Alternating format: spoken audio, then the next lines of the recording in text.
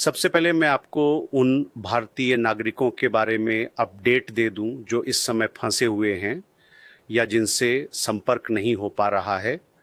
अभी उपलब्ध जानकारी के अनुसार 228 भारतीय नागरिक ऐसे हैं जिनसे संपर्क नहीं हो पाया है। इनमें 73 भारतीय नागरिक शामिल हैं जो त्रिशूली आई पावर प्रोजेक्ट पर काम कर रहे हैं। काठमांडू में हमारा दूतावास इन लोगों के बारे में अधिक जानकारी प्राप्त करने के लिए प्रोजेक्ट हेड के संपर्क में है।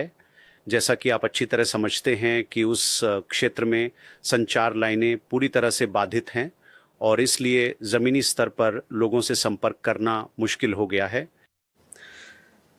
तो 76 लोगों का पहला समूह जो त्रिशूली आई पावर प्रोजेक्ट पर काम कर रहा है। फिर तमिलनाडु के 37 और 29 नागरिकों के दो अलग अलग समूह, तमिलनाडु के भारतीय नागरिक जिन्होंने सम्राट और फ्लाई एवरेस्ट ट्रेवल्स के माध्यम से कैलाश मानसरोवर यात्रा की थी। ये दो अलग अलग ट्रैवल एजेंट हैं।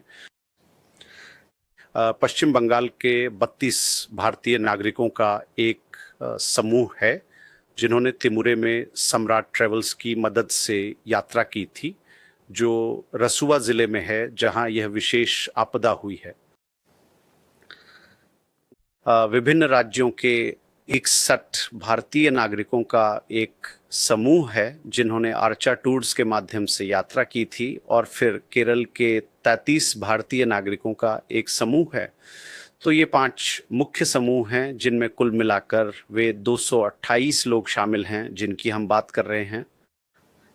मैं ये भी कहना चाहूँगा कि हम नेपाली अधिकारियों के माध्यम से अपने लोगों तक पहुँचने के लिए हर संभव प्रयास कर रहे हैं। इस विशेष मामले के संबंध में हमारे पास आपके लिए और भी विस्तृत अपडेट उपलब्ध होंगे और हम पूरी कोशिश करेंगे कि आपको समय समय पर इसकी जानकारी देते रहें। साथ ही मैं आपको ये भी सूचित करना चाहता हूं कि आज दोपहर 1 बजे तक हम कुल 21 भारतीय नागरिकों को सुरक्षित रूप से बचाने में सफल रहे हैं। ये 21 लोग मूल रूप से तमिलनाडु के हैं। इनके नाम हमने अपने आधिकारिक एक्स हैंडल पर साझा किए हैं, वहां जाकर आप विस्तार से जानकारी ले सकते हैं। हमारे दूतावास और हमारे राजदूत ने समूह के लोगों से बात की है और हर संभव मदद का आश्वासन दिया है। वे उम्मीद है कि काठमांडू आ रहे हैं और फिर जल्द से जल्द उनके घर वापस जाने की व्यवस्था की जाएगी। मैं आपको चीनी पक्ष के बारे में भी अपडेट दे दूं। हमें जानकारी मिली है कि कैलाश मानसरोवर यात्रा पर गए कई भारतीय नागरिक वर्तमान में चीनी पक्ष में फंसे हुए हैं। बीजिंग में हमारा दूतावास उन्हें सुरक्षित निकालने के लिए हर संभव प्रयास कर रहा है। Subscribe to One India and never miss an update. Download the One India app now.